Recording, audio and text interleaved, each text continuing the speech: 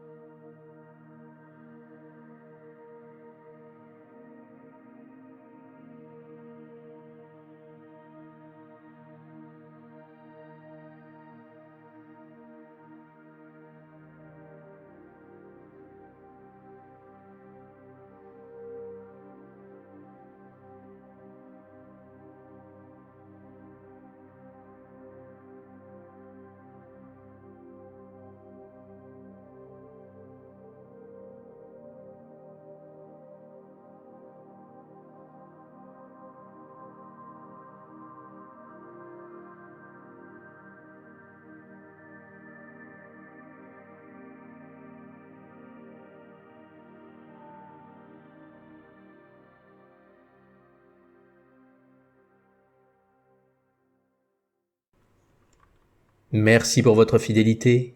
Vous êtes venus en direct ou en différé, mais vous êtes venus pour que ce monde se transforme, qu'il devienne plus beau, pour que les forces du mal, qui se croient toutes puissantes, se rendent compte qu'aussi grandes soient-elles, elles ne sont rien par rapport à l'infini qu'est Dieu. Paix et amour à tous.